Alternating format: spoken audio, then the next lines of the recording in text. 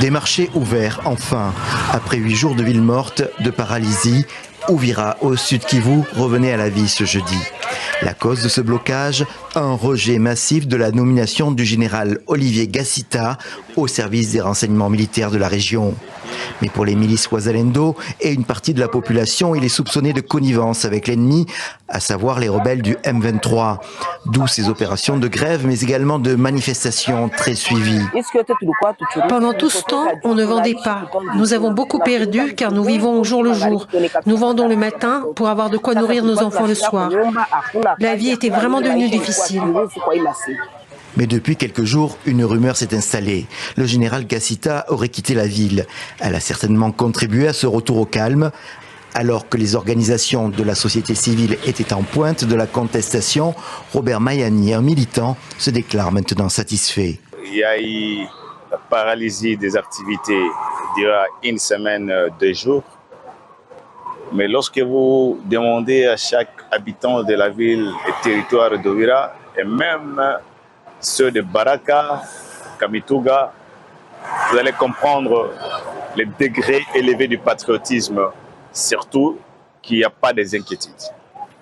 Parce que le mal qui était Gassita est parti. Comprenant la gravité de la situation, Kinshasa a fini par envoyer une délégation gouvernementale, conduite par le vice-premier ministre, ministre de l'Intérieur, Jacquemin Chabani-Louko, accompagné de 3 autres membres du gouvernement. Il n'a pas confirmé le départ du général. Seul le gouverneur du Sud Kivu a pris la parole, plus évasif. Cette délégation est venue pour s'imprégner de la tension qui a eu lieu à Uvira et voir comment nous pouvons éviter ce genre de choses, afin que l'ennemi M23, appuyé par le Rwanda, ne puisse pas nous envahir comme il l'a fait à Bukavu et dans certains territoires. Les discussions vont se poursuivre demain, vendredi. Les ministres doivent rencontrer les responsables des Wazalendo et les acteurs de la ville et de la province du Sud Kivu.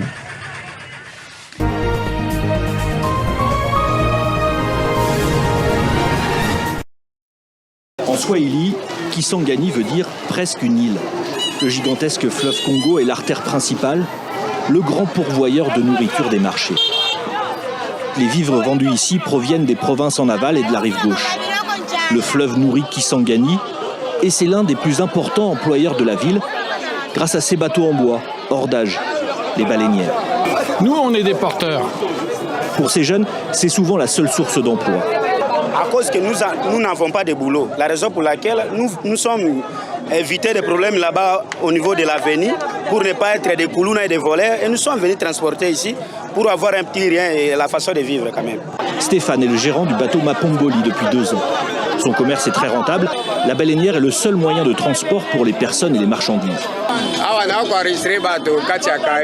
Mon travail consiste à enregistrer les passagers. Et quand ils sont dans mon bateau, le Mapamboli, ils sont encadrés par des jeunes que je recrute pour chaque voyage. Dans le bateau, plus de 200 personnes s'entassent entre les sacs. Ils vont naviguer vers Issangui à 125 km, près de 8 heures de voyage. Emmanuel va travailler comme technicien pour les élections et il n'a pas d'autre option. Bon, c'est dangereux, mais comme il n'y a pas de routes favorables pour la moto, on n'a pas le choix, il faut qu'on fasse seulement ça sur la baleinière. Les baleinières sont connues pour chavirer facilement. Mais après les sueurs du départ, le Mapamboli retrouve le calme. Très bien. À 26 ans, cela fait 4 ans déjà que le capitaine a commencé dans le métier, son seul moyen de subsistance. Les matelots n'ont pas encore atteint les rêves du capitaine. Mais Boyka n'est pas lassé par ses 3 ans sur le fleuve. C'est vrai que la baleinière, c'est pas facile. Il y a des naufrages, des vents violents, des troncs d'arbres, du sable qui bloque le bateau. C'est pénible. Mais moi, je leur dis aux jeunes qu'ils viennent travailler sur ces bateaux, qu'ils soient courageux, qu'ils n'aient pas honte de faire ce boulot, parce qu'il y a de la place pour tout le monde ici. Le Mapamboli s'arrête régulièrement sur sa route et la charge augmente encore. La baleinière sera à Issangui dans la nuit, portée par le courant du fleuve Congo.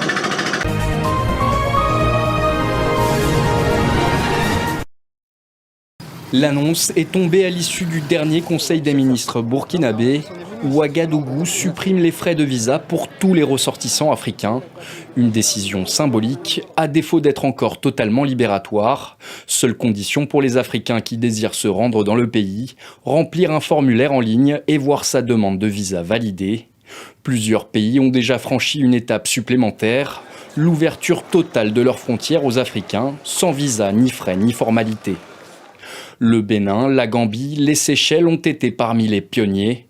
En 2023, c'était au tour du Rwanda d'ouvrir la voie à une suppression complète des visas pour tous les ressortissants africains.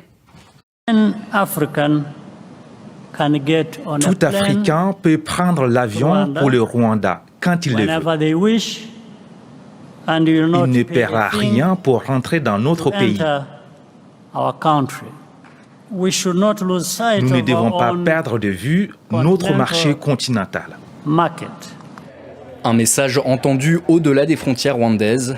Depuis juillet 2025, le Kenya a suivi le mouvement, annonçant la levée totale des visas pour les Africains, à l'exception notable de la Libye et de la Somalie pour des raisons sécuritaires. Le président kényan défend même l'idée d'un continent sans visa, à l'instar de l'Union européenne. Nous sommes désormais victimes et otages des visas d'un pays à l'autre. Je pense que nous devons prendre la bonne décision. Car si ceux qui ont inventé les visas n'y trouvent plus d'utilité, alors pourquoi le devrions-nous ? Ces décisions ne relèvent pas seulement de gestes diplomatiques et viennent accompagner un changement plus vaste. L'Afrique se prépare à basculer dans une nouvelle ère économique avec la mise en œuvre progressive de la zone de libre-échange continentale africaine, la ZLECAf. Selon la Banque africaine d'import-export, en 2023, la part des échanges intra-africains ne représentait que 15% des échanges commerciaux sur le continent.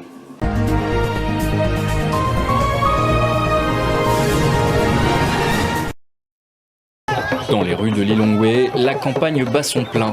Le Malawi s'apprête à voter ce 16 septembre pour élire son président, ses députés et ses conseillers locaux sur fond de crise économique aiguë et de désillusion généralisée. J'ai lu tous les programmes électoraux et je suis prêt. J'ai choisi mon camp pour voter. J'espère que mon vote fera la différence et permettra à ce pays de s'améliorer et d'aller de l'avant. Le scrutin s'annonce serré, 17 candidats briguent la présidence, mais la bataille se joue surtout entre deux figures déjà bien connues, le président sortant Lazarus Chakwera et son prédécesseur Peter Mutharika. Lazarus Chakwera, 70 ans, brigue un second mandat. Il promet de poursuivre ses chantiers malgré une situation économique tendue, avec des pénuries de carburant, une inflation à 30% et un chômage endémique. Son premier mandat a été marqué par des catastrophes naturelles et des scandales de corruption. Face à lui, Peter Mutharika, 85 ans, espère un retour au pouvoir malgré son âge avancé et les critiques liées à son précédent mandat. Son message, restaurer l'ordre et l'économie avec la promesse d'un leadership éprouvé. Dans les marchés de la capitale, l'inflation est dans toutes les conversations. Beaucoup d'électeurs expriment leur lassitude vis-à-vis d'une classe politique perçue comme inamovible et inefficace. Malgré tout, la participation s'annonce forte. Plus de 7 millions d'électeurs sont appelés aux urnes. Mon vote est important pour changer les choses dans ce pays. Nous sommes confrontés à de nombreux défis, tels que l'insécurité alimentaire et la hausse des prix.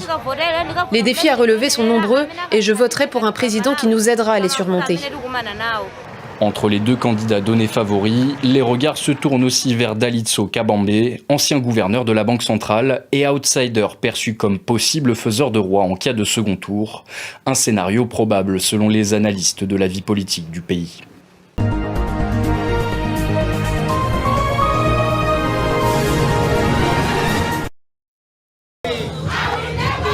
C'est devant une foule enthousiaste, rassemblée sur un parking de Lagos, que la chef nigériane Hilda Bassi s'apprête à battre un record mondial. Préparer la plus grande marmite de riz jollof jamais réalisée, entre 14 et 16 tonnes du plat emblématique d'Afrique de l'Ouest. Je prépare 4000 kg de riz brut, soit 200 sacs de 20 kg de riz basmati.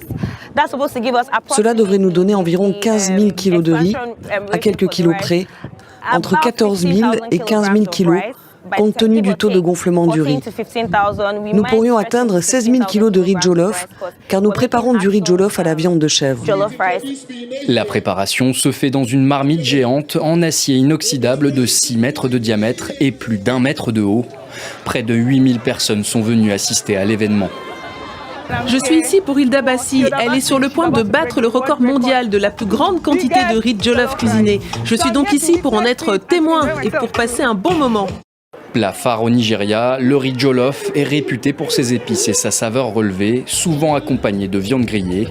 Plusieurs variantes existent en Afrique de l'Ouest, mais le Nigeria revendique la meilleure recette. Le riz jollof nigérian, je n'ai pas goûté celui d'autres pays, mais je peux vous affirmer que celui du Nigeria est le meilleur. Car nous avons les épices, l'atarodo et les tomates. Les Nigérians sont exigeants, alors nous mettons tout en œuvre pour que nos plats soient savoureux. Une fois officialisé, le record pourrait devenir un symbole fort de la culture nigériane et africaine, autour d'un plat qui rassemble plusieurs pays et générations.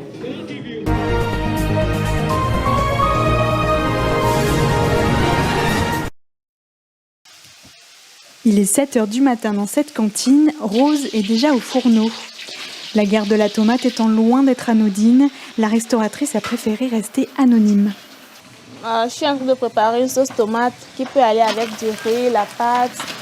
Bon, les Togolais aiment ça beaucoup parce que c'est une sauce qui est très simple à préparer. Avec un ingrédient devenu indispensable dans les cuisines, le concentré de tomates, ici vendu au prix imbattable de 1000 francs CFA le kilo.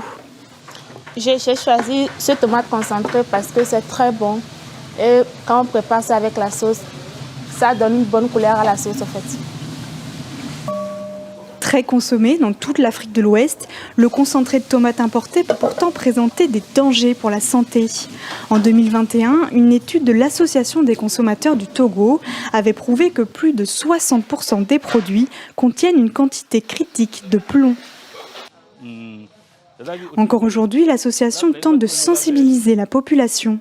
Les tomates concentrées importées là, pensez-vous que c'est toujours très bon pour la santé?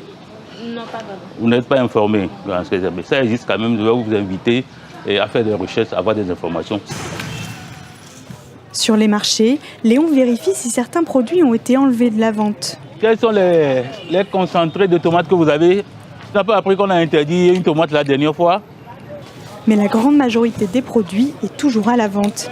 Et si certaines boîtes indiquent une société de distribution en Italie, 90% du marché est produit en Chine.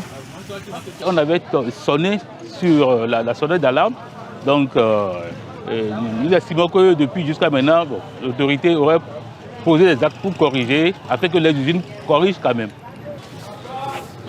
Pour cet entrepreneur togolais, difficile de faire concurrence à des produits importés 3 fois moins chers que les siens, même s'ils contiennent des additifs. Parfois, c'est de la tomate pourrie. Et le reste, nous avons de la poudre de soja, poudre d'amidon, un certain nombre de produits complémentaires qu'on y ajoute avec les colorants, les conservateurs. Bien que meilleurs pour la santé, ces concentrés de tomates locaux sont noyés dans l'immense marché de la tomate importée qui arrive du monde entier. Donc je pense qu'il faudrait que les pouvoirs publics revoient en fait les analyses qui sont demandées avant de mettre les produits sur le marché et de faire tester les métaux lourds qu'il y a dans les produits. Contactées par TV5 Monde, les autorités togolaises n'ont pas réagi.